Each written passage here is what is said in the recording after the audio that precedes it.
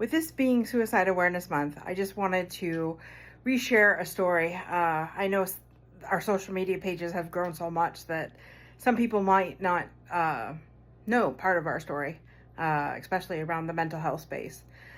But my uncle completed suicide I think it was 23 years ago, Christmas Day. He decided enough was enough and he took his life. And it took us 3 months to find the body. And I just was in a meeting this morning, hearing Kevin Hines' story. He had jumped off the Golden Gate Bridge, I think it was 20 some odd years ago. So, wow, that's really weird. At the age of 19, he did that, and that's just within a couple years of when my uncle completed suicide.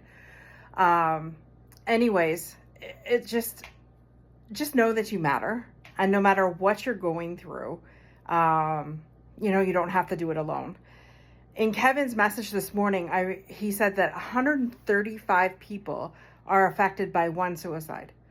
I had never heard that number before, and I was just like, wow, that's crazy. Thinking back to, the time when my uncle had completed suicide, I'm thinking, for 10 years, it bothered me to the point where I thought that I had something to do with it, meaning that, I could have prevented it somehow. He had left me, I still have the card, that last Christmas that he had sent to me. And in it had said, sometimes you make me laugh and sometimes you make me cry.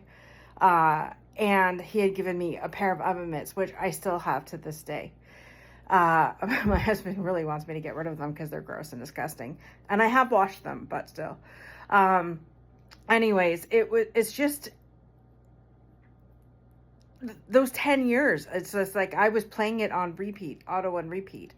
And just really not understanding what that meant. I had been in my early 20s when he did that.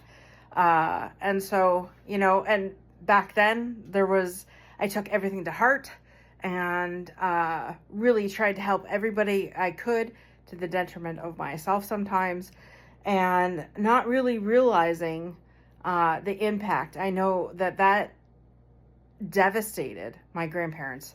My grandfather never fully recovered, from that. And, it's just something like, how do you recover from that, right? And I know that in the moment, people don't think of that. They just think of ending their pain. And so I can speak on it on the other side, right? The family that you leave behind.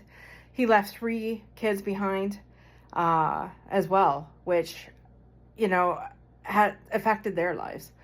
Like I said, I was his niece, and I didn't realize how much it affected my life until 10 years after that fact. I was sitting in a Bible study and, just talking to a woman, and she goes, yeah, I know it affected you because the first thing you said when I saw you, was you talked about your uncle and how he died. And I was just like, wow, that is just so messed up.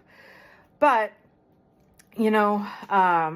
giving yourself grace in those moments too, because how do you navigate that, especially when you're in your early 20s? How do you navigate that? You just know that you lost a family member. We never talked about it as a family after. My uncle attempted it once. My dad found him in time. We were able to pump his stomach. But the second time he made sure that no one could find him. And so, just really reflecting on those moments after hearing Kevin's story, it's just like, wow, I pray that you're never in that spot where you think life would be better off without you. I'm not going to say that I haven't had those moments in life, but I never acted on them.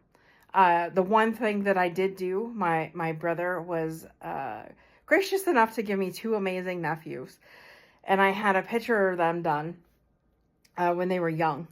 And I had framed that picture, and I kept that picture, and I said to myself, when those moments that I get so low that I think that, life would be better off without me, I bring that picture up or bring it to the forefront of my mind. And I know that I would never take my life, because how would those young boys feel if they found out that I did that? So whatever you need to do to get through the day, please do it. Reach out to a friend. The suicide prevention number is 988. That's both in Canada and the US. Know that I am here. Please send me a message. It would be an honor to even pray with you if that's what you need, or just somebody to listen to you. Reach out for wherever you're seeing this video. And please go to our YouTube channel, The Unstoppable Network, where we have stories of resilience, of people that had attempted suicide multiple times. And for whatever reason, they're still here. So there's Greg Bicknell, there's Chad Kennedy, are the two that came off the top of mine, both ex-military, one Canadian, one American. So even if you're a veteran or you're civilian, there are other stories there. So go subscribe to our channel. Please watch these videos of these men and women that are brave enough to share their story, so that you know that you're never alone. So with love and gratitude, reach out and please go check out their stories.